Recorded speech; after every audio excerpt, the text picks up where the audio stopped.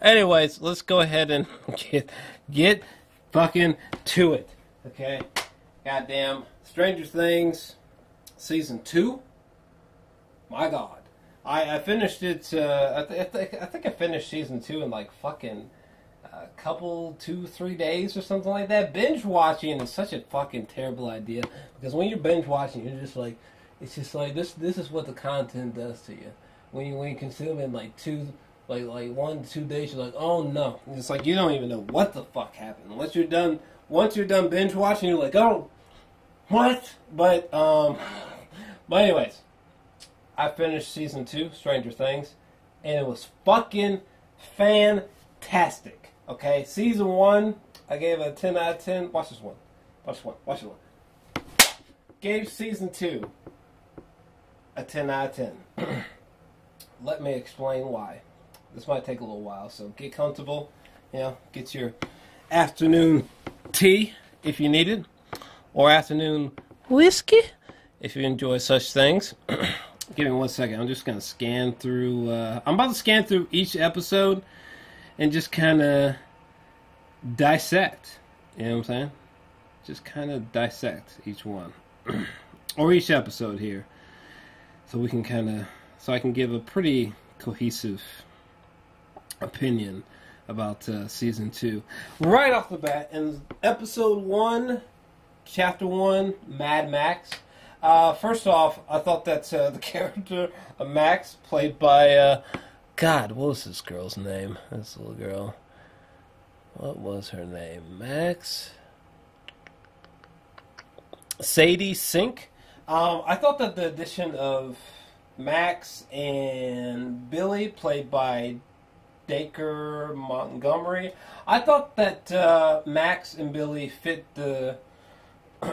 I thought they fit the narrative fantastically. I've heard from some people that certain criticisms that they thought, like, for example, they thought that Billy and Max were kind of like caricatures and that they were kind of over the top. I didn't feel that way. What the fuck? I didn't feel that way. I thought that Max and Billy and Bob, Sean Austin, Samwise, I thought that all three of these new characters... I thought that all three of these new characters fit into the overall narrative beautifully. Okay? Particularly Billy, played by Dacre Montgomery. I thought he just fit into the overall narrative fantastically. His performance, he brought such genuine tension to the narrative and to these characters. And every time Billy was on screen, I just thought he was just so... revolting, and I just wanted to fucking choke this handsome bastard. You know what I'm saying? Like the son of a bitch. He was such a fucking dick. You know the scene where where Billy beats the hell out of Steve. You know that scene. I was like, I never wanted a fucking character to die so hard in my life. Oh my god, Billy. He almost reached like a fucking Game of Thrones Joffrey level. You know what I'm saying? I was like. God, I fucking hate this character. I thought that Dacre, or Decker, whatever. I think it's Dacre Montgomery. I thought he did a fantastic job with the performance. By the way, anytime that I'm going off camera, it's because I'm sifting through the episode to make sure that my commentary is as fucking detailed and specific as I can get it. I thought that the first episode was... So yeah, Bob, Billy, Max... I thought these new characters, they were warranted. The narrative needed new characters, and I thought they did a great job. All three of them.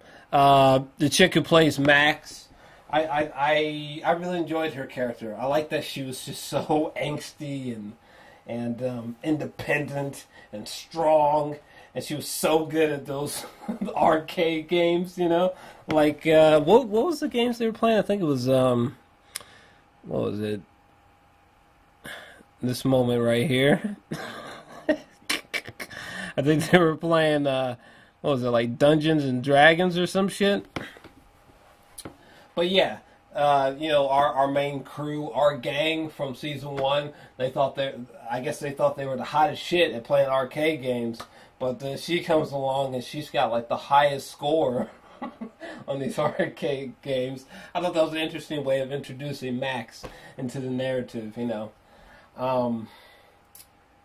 Let's continue. Oh, in the beginning of episode 1 was very unexpected, where we're treated to these fucking goth 80s kids and the sister of 11. We're kind of introduced to them kind of on a car chase, you know, through, what's the timeline, like 1984. I thought that was fucking brilliant! Oh, I love, God damn it. God damn it. Season 2, God, this is my shit, okay? Stranger Things is a shit. Come on. I've heard some people who were like, well, episode 1 through 3 was such a struggle for me. I thought these characters were caricatures. I thought this was lazy writing, blah, blah, blah. I'm like, what the fuck are you I don't know what you're talking about, okay? I'm just telling you straight up. I have nitpicks with the season 2 of Stranger Things. Like, you know, it would be interesting. Well, okay, so one nitpick I have for season 2 of Stranger Things is that, you know, the music for season 2, I feel like the music, the score, it borrows too heavily from season 1. It would have been nice to have more visually distinctive environments in season 2, you know, like if we went to a new town, say, you know. So yeah, I wish that the music was a little bit more distinctive in season 2. I wish that the environments were a little bit more unique and distinctive in season 2. But other than that, I mean, those are more like nitpicks, though. You know, I didn't personally have any substantial flaws with season 2 of Stranger Things. So that's just me. I mean, I don't know. Call me crazy, but you know, when I review things, I'm really, honest to God, I'm really, whether it's an album, a song, a TV show, a movie, you know, when I review things, I'm really sort of sifting back and forth through this content, you know, hunting for substantial flaws. And honest to God, I really don't have any substantial flaws with season 2. I think season 2 was better than season 1. I really do. I feel like season 2 of Stranger Things, it takes everything that you loved in season 1. It makes it more philosophical. It goes deeper. It makes things more intricate. And emotionally, I thought season 2 was much more powerful.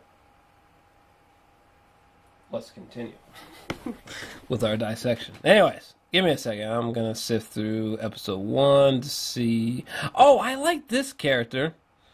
This fucking guy. Hold on a second. Give me 1 second. This son of a bitch right here. I like this guy. I don't even remember his character name, but I like this motherfucker.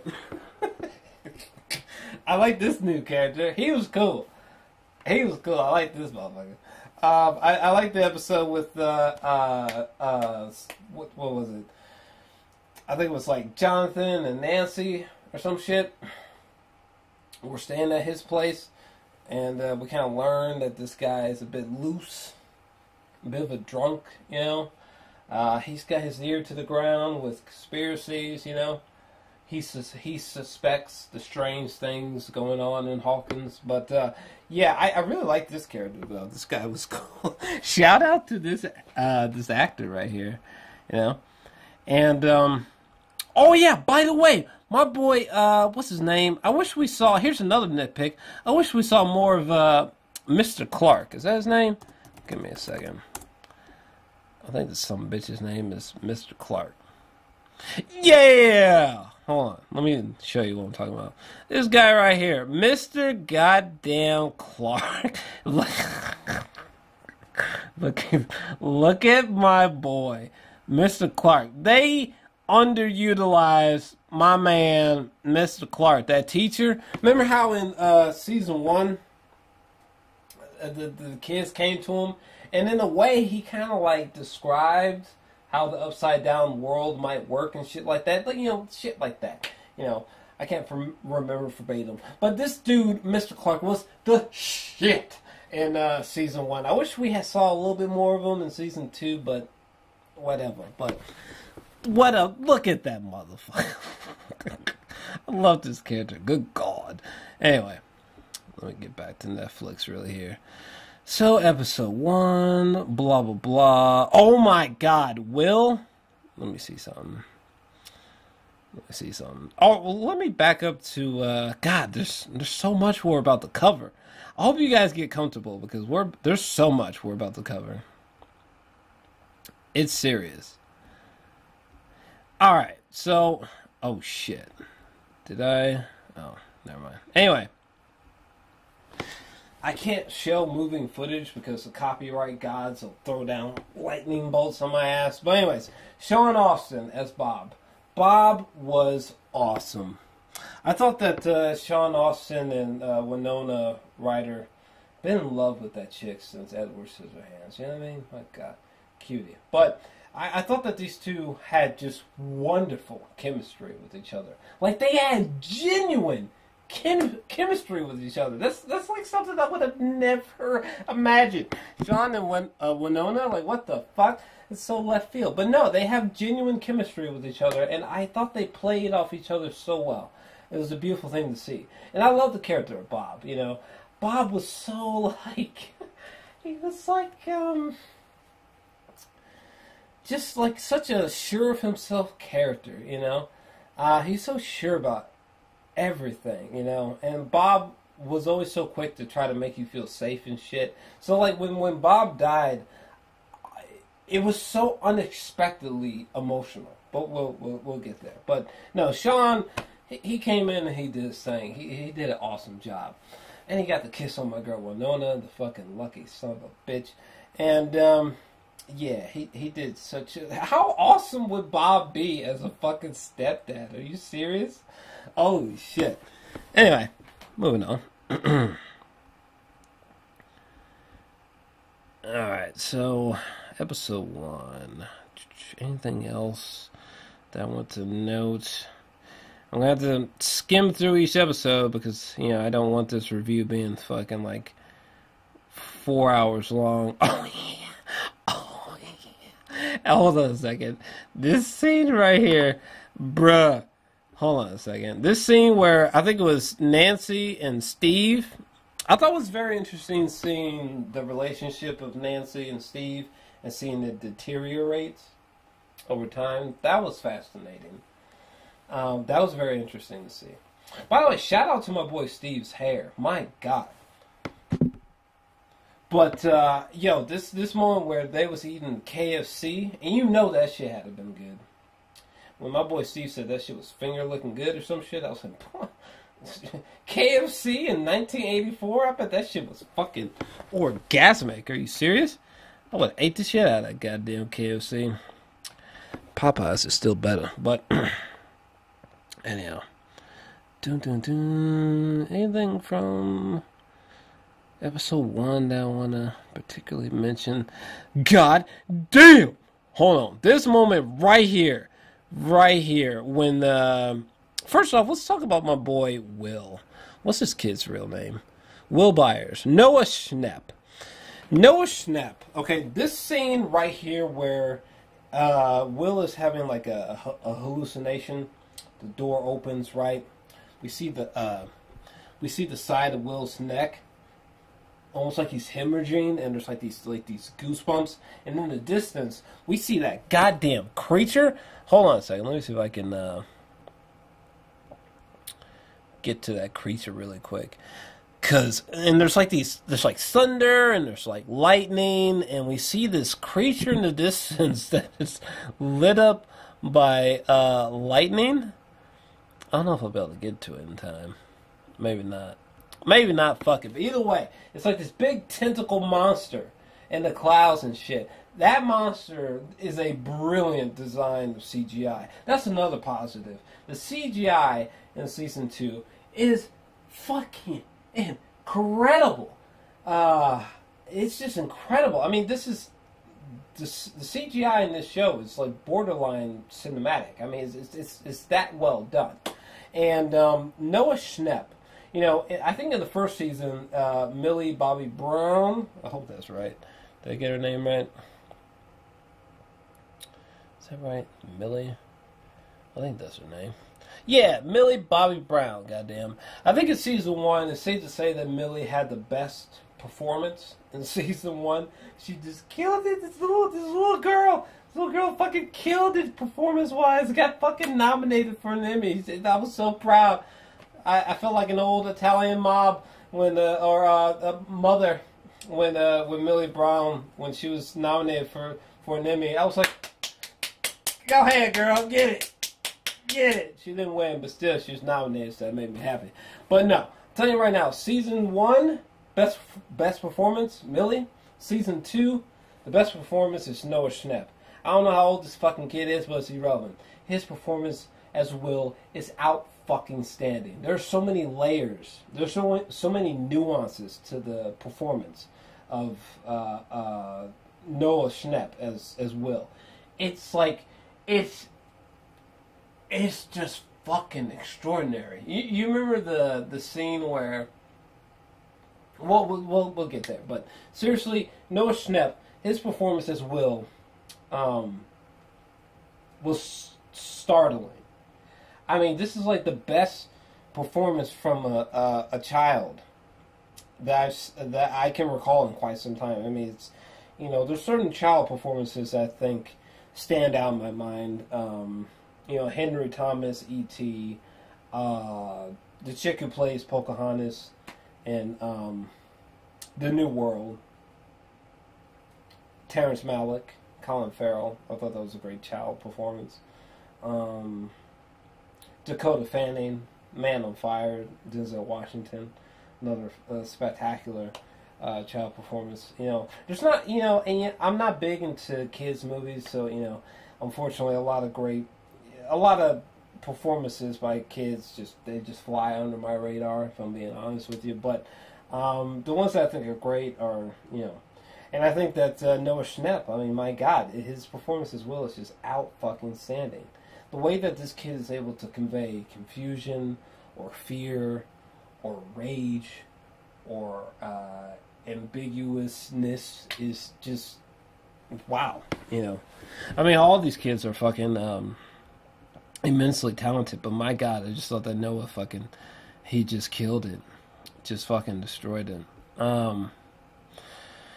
And let me too, boy. Okay, my God, this is gonna be a long video, but it's necessary because I love season 2, so I don't care how long this video is. Okay, the ending of episode. Come on, man. God damn. The people who are heavily criticizing season 2, I just feel like they're interpreting the show the wrong way. Because let me tell you something. This end scene of episode 1 almost brought me to tears. Because, like, it was just so unprecedented. Hopper, he goes back to this cabin. And the introduction of 11 into the season is hearing her voice. And seeing them here together, and, you know, they're just eating. She probably just had some waffles, and now she's got a head of hair. And it was just so emotional for me because I was really curious, like, where the story arc of 11 was going to go. Because I think Millie, her performance was just outstanding in season 1. And, like, goddamn, this is just such a tender, poignant moment right here. Like, goddamn. First off, the song that's playing right here, it's just so goosebumps inducing. I need to find the name of the song that's playing right here, and to realize that Hopper and 11 have kind of grown this private relationship. And that Hopper has become sort of like a father figure for Millie. I just thought that was just so goddamn sweet, you know. That's just some adorable shit. And it's so bittersweet. Because you know Mike is just always desperately just trying to like reach 11, you know. And there's something about that you know, I don't know. Maybe I've become soft in my old age, but like there's just something about that that's just so enduring. To think that Mike is so desperately wanting to see 11 again, and that's tormenting him. And to think that this whole time that 11, she's not dead.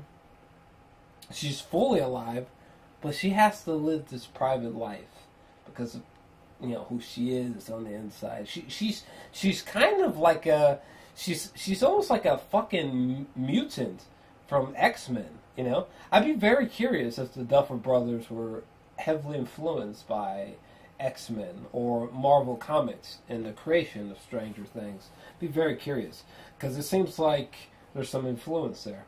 Because 11 straight up feels like an X-Men character, but yeah, I don't know. I just thought this was just a really beautiful way to end episode 1.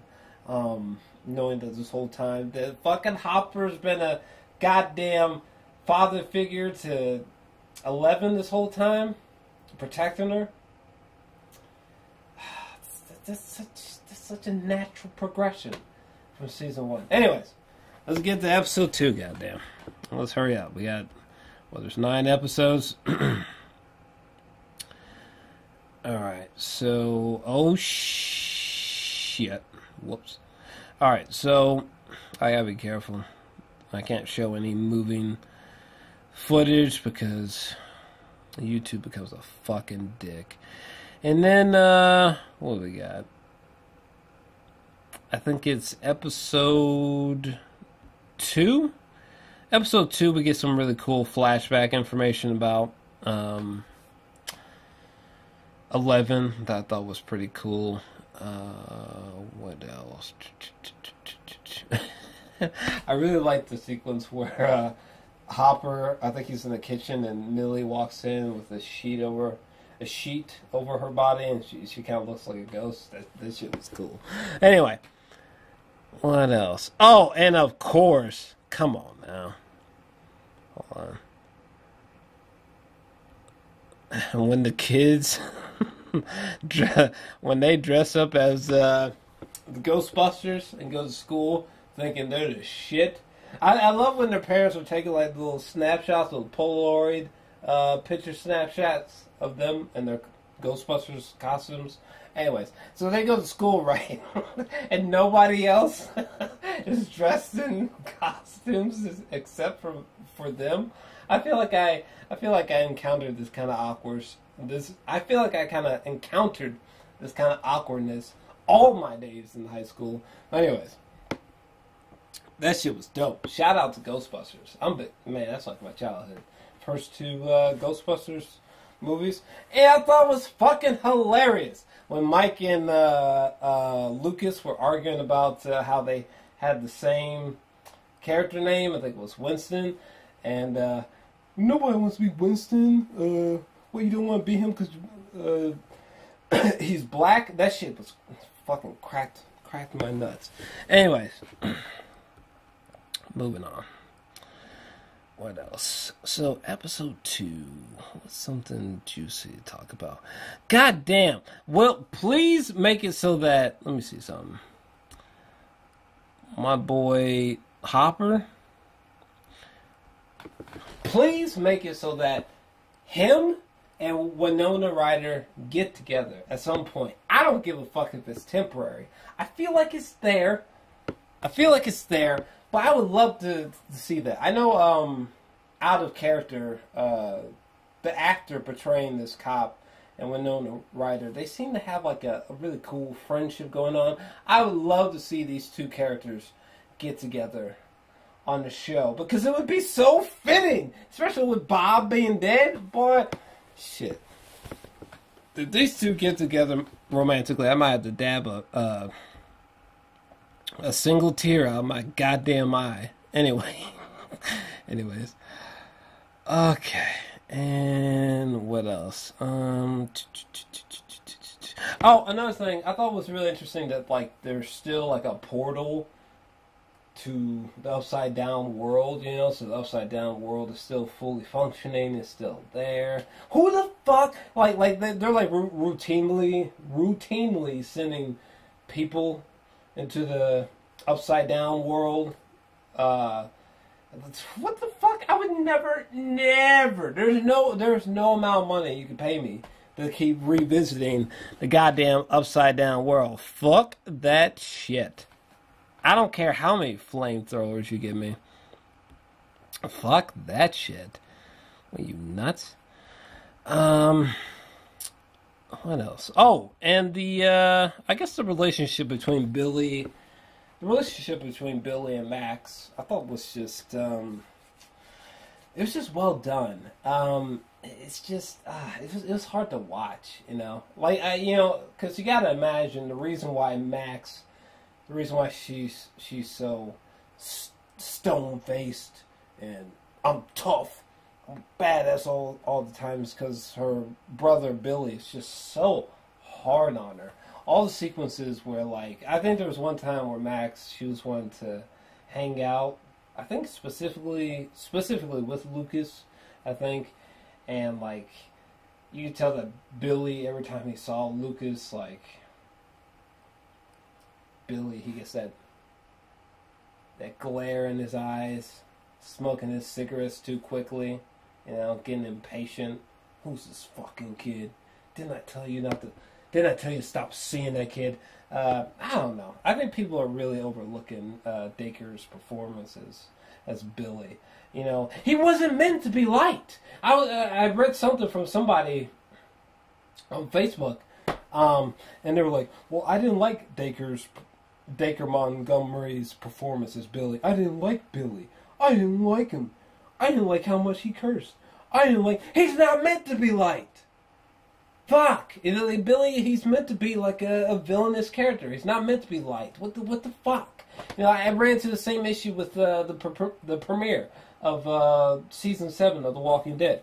Well, I didn't like the way that Negan was. But Negan is not meant to be liked.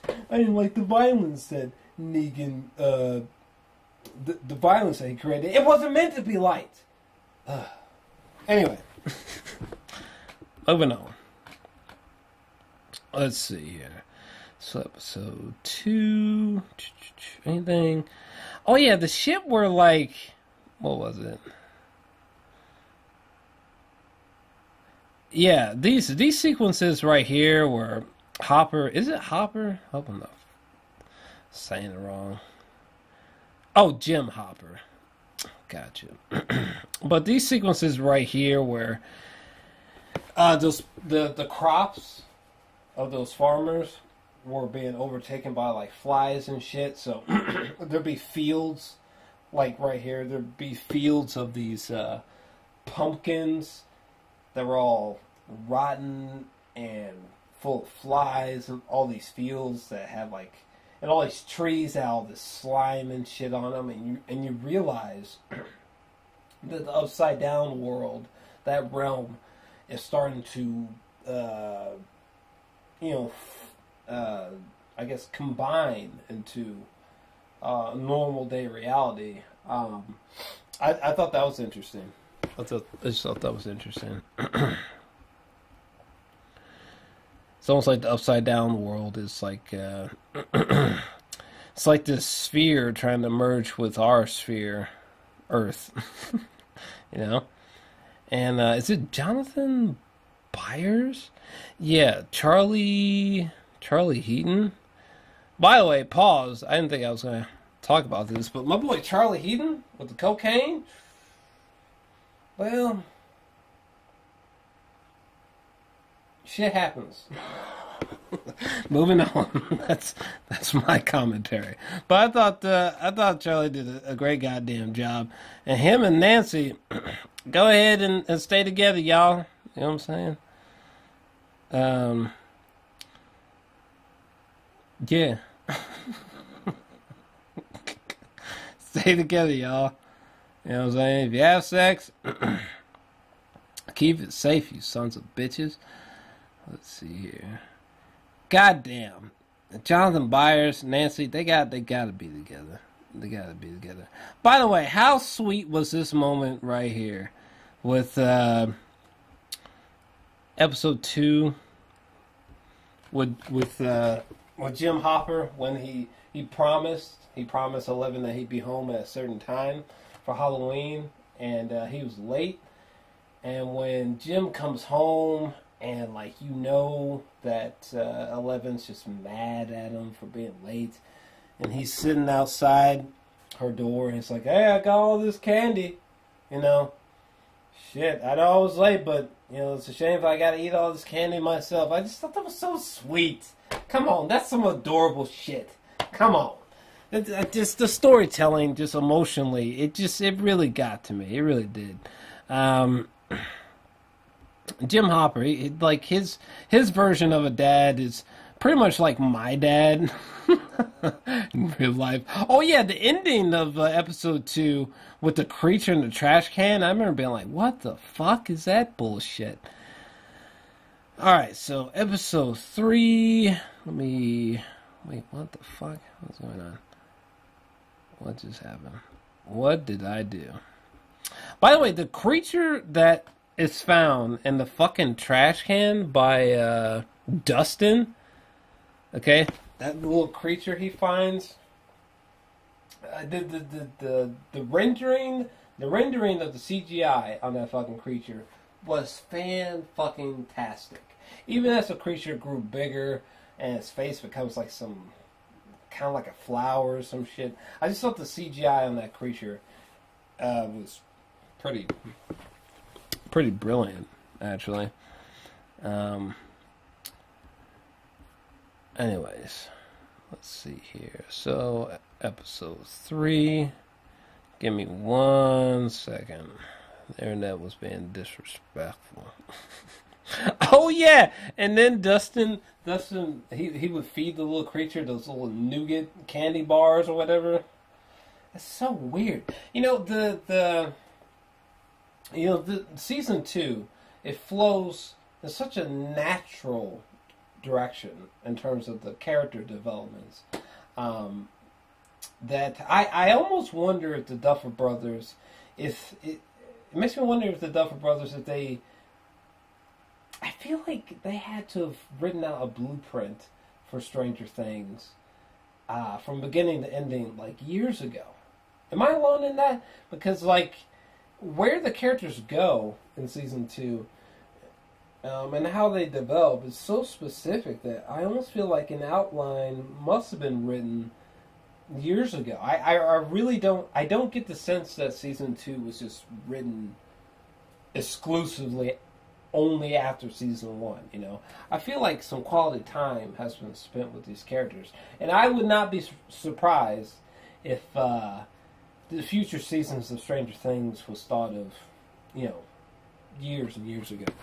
Because the detail is definitely there, for sure. Anyway, episode 3. Let me skip through here. Oh boy! Hold on a second. Hold on. These goddamn waffles that, boy, good God. Hold on a second. Look at this shit. These goddamn, this goddamn breakfast that Jim made with these, this whipped cream, some Hershey's, these waffles. I was like, God damn. I know that shit's gotta be catastrophic for your heart, but I would eat the hell out of that for breakfast. What the fuck? Boy, I need to make that for breakfast soon. Except there'd be a little bottle of Hennessy beside them waffles, but you didn't hear that from me. Let's see. Boy, okay. Definitely one of the best scenes in the whole fucking season. My boy Sean Austin came to show up, son. Okay, this moment here is so eerie with Sean Austin because he, unbeknownst to himself, he is telling Will a way that potentially Will could solve his problems, because Bob in this moment, he's kind of saying like, I kind of know what you're going through, Will. And guess what? I faced what was bothering me. What was driving me crazy. I faced it. Looked it in the eyes. I faced it. I combated it. I went past it. You know? Just this whole speech right here that he was giving to Will, I thought was...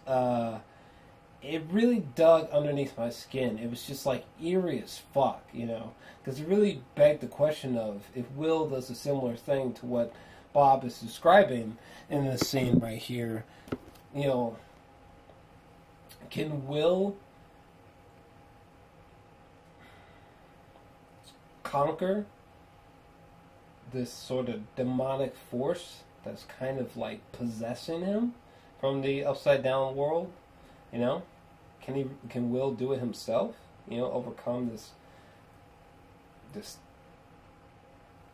Demogorgon creature that's constantly reaching out to Will? Can Will overcome that himself just by going face to face with it? You know, I thought this was a really powerful speech from Sean Astin, and it was a pretty riveting just sequence for sure. My boy Sean killed it. Just killed it. What else? Let me skip ahead. Skip ahead. So we got some flashback moments with Hopper and 11, which was cool. Oh yeah, 11. Her bitch ass leaves the fucking cabin, doesn't she? Yeah, she does. What else? Is there anything really pressing from episode 3 to talk about? No? Fuck it. Let's go to... Oh, fuck! Hold on. Was this episode? Wait. Oh, no! Hold up. The ending of episode 3 was so fucked. Give me a second. That shit was horrifying, because this is when that Demogorgon, whatever, tentacle creature fucking goes inside of fucking Will, right? Yeah! Hold on a second. Let me bring up the screen. So, this goddamn creature, right? Will's like, oh yeah, let me listen to Bob.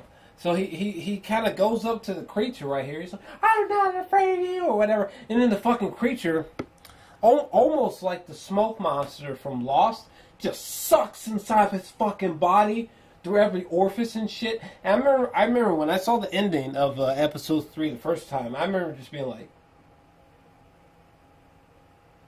God damn, maybe he shouldn't have listened to Bob. oh no. Oh no, the poor kid done got fucked up. That goddamn monster done fucked his ass up. Will was like, oh, I'm gonna be a badass, but nope. That creature just fucked this whole day up. And then remember when what was it that happened? They found Will standing in the middle of that field, just fucking frozen, all creepy and shit. And all our main character kids come up to him and try to wake him up. And then his mother, Winona Ryder, comes up to him and he's still just fucking frozen and possessed. That shit was fucked. That shit was fucked. Anyway. Alright, so give me a second here. And then... Oh my god. This has got to be one of the biggest highlights of season 2. So when 11 in episode 4, when 11 and Hopper are arguing with each other, almost violently, this scene, Hopper and 11 arguing with each other, and the argument, it just builds and builds and builds, and it worsens and worsens. It's just, first off, the acting between Millie and, hold on, I don't want to be disrespectful. What's his name? David Harbour. Millie and David's performances between each other when they're arguing with each other right here is astonishing. Like, what's really fascinating about this, and what's brilliant about this argument between the two of them is that, like, how far is it going to go? How much do we really know about Eleven's psyche. Who's to say that 11 isn't a loose cannon? What if 11 throws a couch at David Harbour and breaks his leg? You know? It doesn't really seem that out of the realm of plausibility, you know what I'm saying? Because she's, 11 is kind of inherently like a loose cannon, you know what I'm saying, with her abilities. So this whole time when they're arguing, on some level, I felt kind of scared for Hopper, especially when, the tension, it builds and builds and builds. Oh, you're grounded for this amount of time. No, you're grounded for this amount of time. Oh, the television, he cuts the cord. No more TV for you.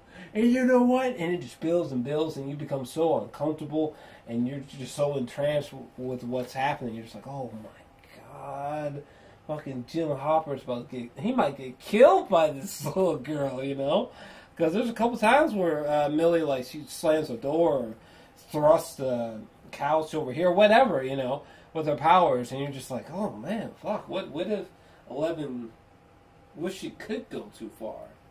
What if she could substantially harm Hopper? I just thought it was a brilliant sequence. It was just brilliant. And their performances were just outstanding. Just outstanding. Moving on. Alright. So, episode 4, fucking Dustin's creature is, like, growing big as shit. Fucking Billy. This moment right here with Billy in episode 4, fuck Billy. When he turns off Steve's shower, if I was Steve, I'd be like, God damn it, Billy. I'd let him know. I'd be like, Billy, guess what, bitch? 4 o'clock. What's 4 o'clock mean, Steve? 4 o'clock, bitch. So see you then. If I was Steve, I'd just go and fuck his ass up. Whether I lost or won the fight is irrelevant. If I was Steve, goddamn it, Billy. Nigga, we about to get it. We about to get it. What do you mean? Bitch, we about to get it. Oh no. Anything else pressing from episode 4 that I want to say?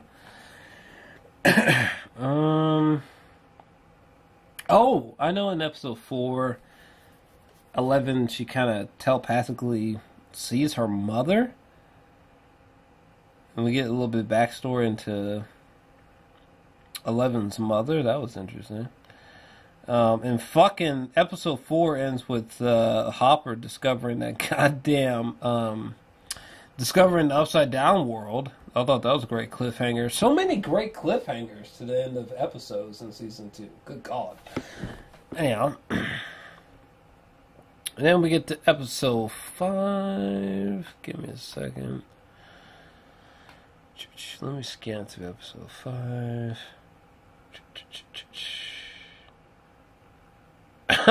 This moment right here, these two motherfuckers. Was it? I think it's Nancy and Jonathan. These two dumb fucks are in this motel, hotel, whatever, and they're holding hands for a second. I was like, my boy Jonathan about to get it in. He's about to get it in. My man. Doing the Lord's work. Anyway. Alright, episode 5. Also, how hard was it to watch Jim Hopper struggle in the upside down world? I was like, man, please don't kill my boy Hopper. Boy, don't do that. You ain't gotta do all that. And then we got Amy Simage. Hold on a second. When 11, when she decides to leave the cabin, go find Mother, right? Amy Simage from Upstream Color.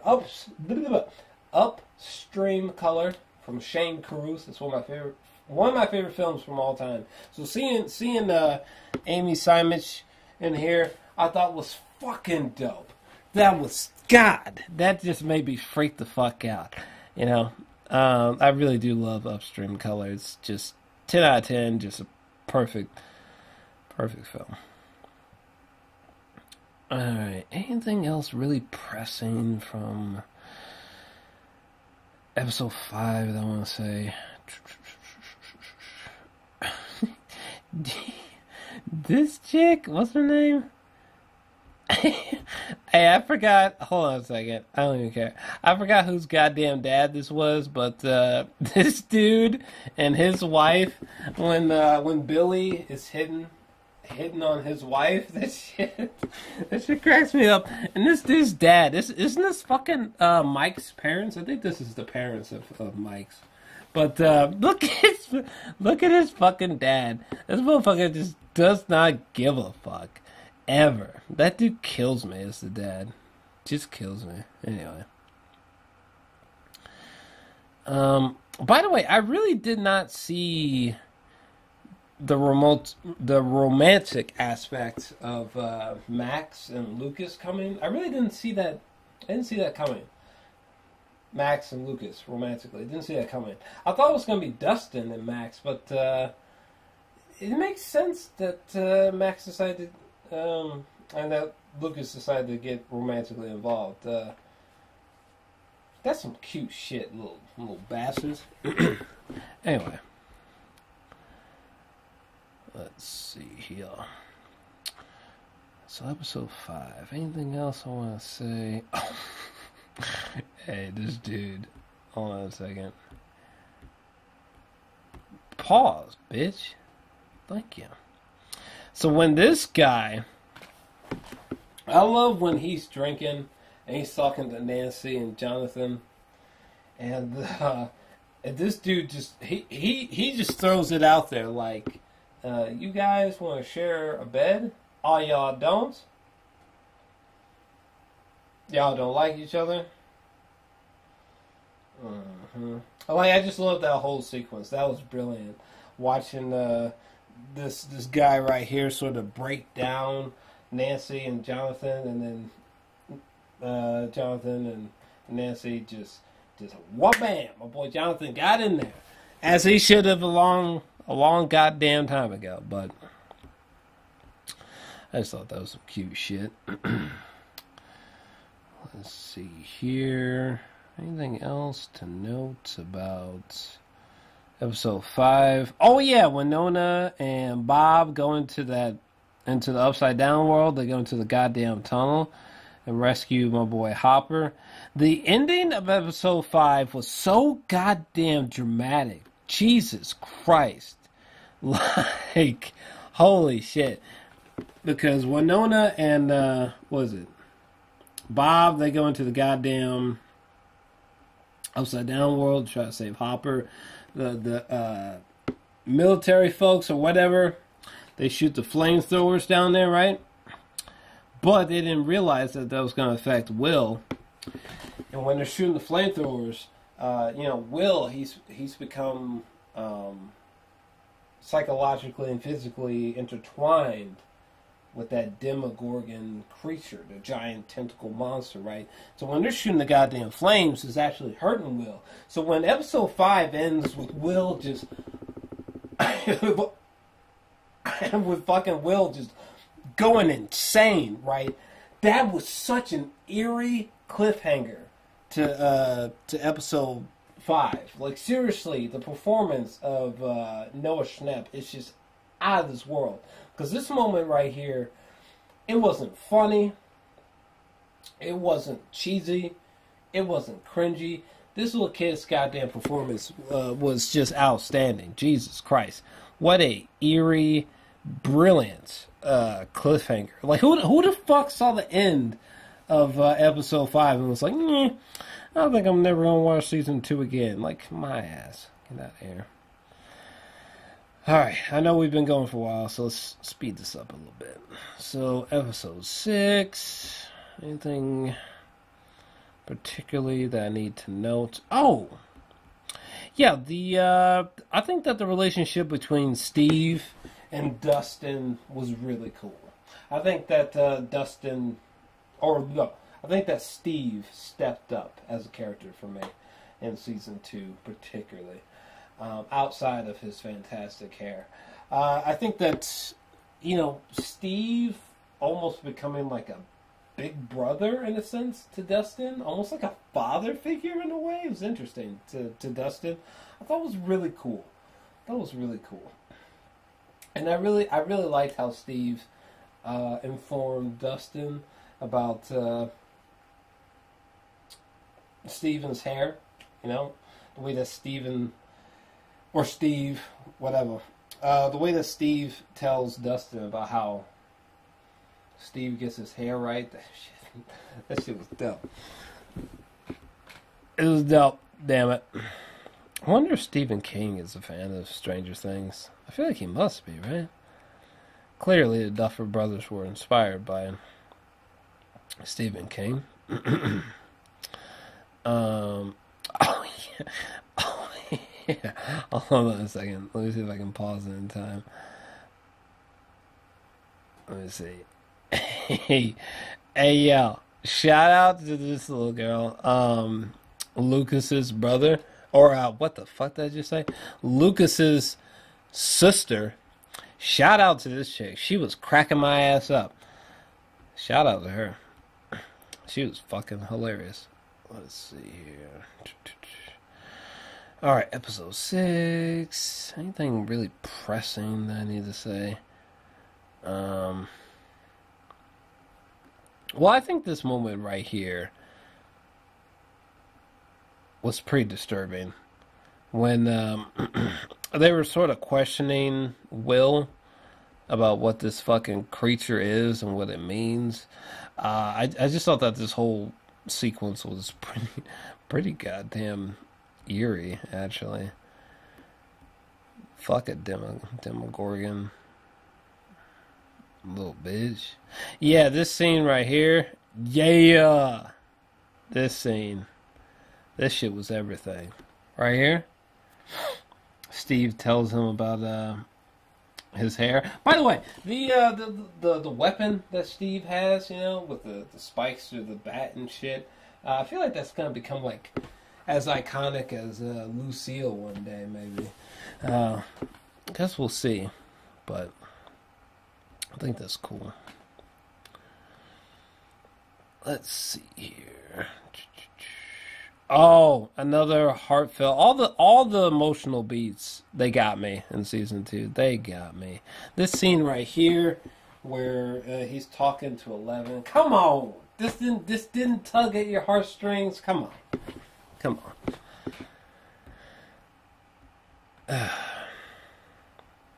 Let's see. Anything else in episode 6 I want to say? I liked when Steve was like, oh, to get the girl, you just gotta not care, bro. Just gotta not care. And then towards the end of episode 6, where they're trying to lure in that creature that Dustin was raising, but there's multiple creatures, and they show up. And their plan was pretty good, but there's multiple creatures, and I thought that Steve was going to get ripped apart at the end of episode 6. But they got called away, thank God. I was like, come on, man. I'm starting to like Steve. I don't want that somebody should die. You pussies. Yo, the ending of episode 6 was fucking lit, boy. Was lit. Hold on a second. I'm about to pause it here. My boy Hopper, he's looking through the window, right? And through the crater on the other side of what Hopper's looking at, on the other side, it's like this crater, and we see one of those creatures like start to come up, and the creatures are coming up, and then it just cuts the ending credits. I'm telling you, the cliffhangers in season 2, way better than season 1. My God, could you imagine if season 2 wasn't delivered to you in a binge format? Fuck that shit. If I had to wait each week for a new episode of season 2, I'd want to kill myself. Alright. Let me go even faster. Actually, I don't even need to skip through this episode. Episode 7, The Lost Sister. I like this episode, you know? I've seen online that episode 7, some people just were like, Personally, I didn't mind episode 7 of season 2. It was different. It was very distinctive. It gave us some really interesting insight into 11. You know, when it seemed like 11 might kill that guy who tormented her in the past. That was really interesting because I was like, damn, what if 11 did kill this guy? You know, does that change your perspective on 11, you know? I thought episode 7 was very intriguing. Especially seeing how 11 bounced off these 80s punk rock goth kids and seeing 11 sort of break bad, so to speak, you know. Let me see. Do I got it? Do I got it? Hold on. Let me see something. I think I got it. Yeah, somewhere. Oh, damn it. Damn it. I thought I had...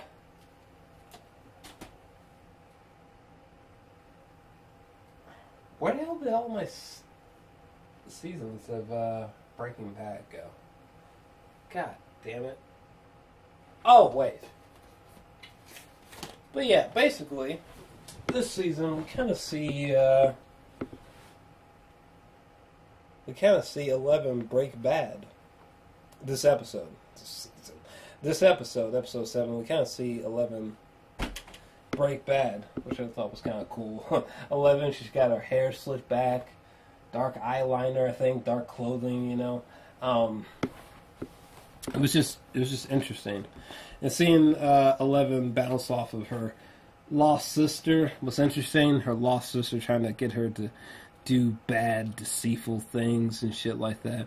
I don't know. I really enjoyed episode 7. I thought it was good. Moving on. Episode 8. Let's see here. Oh my god. Episode 8. Is this when Bob died? Because that shit was fucked up. Oh, damn. This moment was fucked up. With Billy's dad. When his dad came in and just treated Billy like a little bitch and made Billy cry. Amazingly, I thought that Dacre's performance was very sympathetic when his dad... You realize that his dad is just fucking... just abusive, just mean-spirited, and clearly Billy's adopted that persona because he's been so put down by his father. His father even calls... I think Billy's girlfriend like a whore or something like that. She's like, damn, like, no wonder the kid's fucked up like that. Damn. Anyway, I thought that was well done as well, that scene. That was hard to watch. Monsters exist for a reason, sadly. And just, goddamn, the death of Bob. God, that was so hard to watch. And there was foreshadowing of Bob dying. I can't remember when it happened. I think it was when Bob left a gun behind, I think, in some room. But seeing Bob getting eaten to death was so fucking hard to watch. God damn. That was hard. Shout out to my boy, Sean Austin. And seeing the full cast together like this, seeing just a full cast together like this, was really goosebumps inducing. And by the way, when the episode where Will is just drawing a lot, and Winona Ryder and Hopper, they're trying to piece together the drawings, and we realize that it's kind of like, it looks like tentacles. All these drawings was actually like a road map of the town, and Bob comes in and Bob figures out like what the drawings mean and realizes that their locations, just all that was just so fun. It's just so exciting. It's such an exciting season 2, you know. It's not often that season 2 is exciting, but I thought I just thought season 2 was just so exciting and fun, you know what I'm saying? And when the whole cast was together like that, it was really cool seeing each character sort of bounce off each other. Let's go ahead and get to episode 9, because I know we've been going for a while. But I wanted to give you guys as full opinion as I could of season 2, because I truly, genuinely, I really gushed about season 2 on Facebook. I just thought it was pretty fantastic. The return of 11 in the final episode. Well, in terms for Mike, when Mike Finn, when he sees 11, their sort of embrace was really powerful. It was very interesting because, you know, when 11 sees Mike and he sees her, like they're so much is different, you know. I mean, she's got like a totally different appearance. You know, he's been going through all this torment, waiting to see her again. That's Mike, right? Yeah, Mike Wheeler. But goddamn, when he was like, "Oh, I've been waiting 300 and something days to see you again," or whatever the hell he said, I was like, damn. And then when my boy Billy was hitting on the mother right here, I was like, my boy Billy, better watch out, moms. He might go balls deep in your ass. Anyway. Man, I gotta wrap this up because your boy Jor-Els got to take a piss. Good God. Let's see here. What? Come on. This scene right here with Harbour and 11 was emotional as fuck. Hold on a second. This scene right here, this shit was emotional as fuck. Oh my God. Harbour and 11 talking again, kind of quietly bonding again in this truck. Ah, man. And he's sort of like questioning, like, look, I'm not mad. I'm just concerned about where you were. I was worried. Maybe I acted out too strong. Just this whole scene just... Ah, man. It just hits you in the fucking feels. You know what I mean? Jeez. And of course, the fight between Steve and Billy was goddamn intense, and then Max has to fucking stick that syringe in Billy to put his ass to sleep. You know, whew, that whole sequence was fucking lit. Steve got fucked up though. Good God. What else happens? Oh yeah, they tried to heat up Will to kind of cast out that goddamn Demogorgon. What else? 11 has to close the fucking gate? Boy! Hold on a second. Yeah, 11, she has to close the fucking gate? That shit was so epic. They really stepped up their game in terms of the CGI and special effects in Season 2. Because when 11, when she had to be like... nosebleeds and shit, trying to close that giant wall, and the big head of the Demogorgon thing was kind of like staring at her the whole time. I actually wondered if they would be so bold as to fucking kill Millie this season. How fucked would that would be? Thank God they didn't. I'm glad they didn't kill 11. I ain't got time for all that emotional fuckery. Let's see here. Oh, come on, dog. Hold on a second. Yeah. Wait, hold on. I gotta go back and pause. Give me a second. Come on. When Steve he fixes up Dustin's hair. How adorable was that shit? And then what the hell did I say? Okay, Steve fixes up Dustin's hair. Dustin goes into the snowball or whatever. And Dustin goes in there, and he can't find nobody to dance with, and he's crying to himself. How fucking heart-aching was that to see, right? And then Nancy comes over. She dances with Steve, Mike. dances with 11. They kiss and shit. It's just goddamn. You know what I'm saying? It was just just the ending of episode 9 was just so goddamn heartwarming and emotional. I was like, Jesus Christ. And then they do some weird shit where one of the last shots you see is the Upside Down world. So I guess we'll be revisiting the Upside Down world. And then Lucas and Max, you fucking adorable pieces of shit. These motherfuckers got together, feeling that jungle fever and shit. And I'm hoping that goddamn Hopper and Winona and David, hope they get together romantically. I want to see that shit. That would be good to see. And, but yeah, it's interesting that they kind of leave off like the Upside Down world. The Upside Down world, we're not done with it yet. I'm curious, like, what else is there to be explored, you know? But yeah, I think we're done, man. I mean, yeah, I thought it was a very emotional, heartwarming, well-deserved, feel-good ending.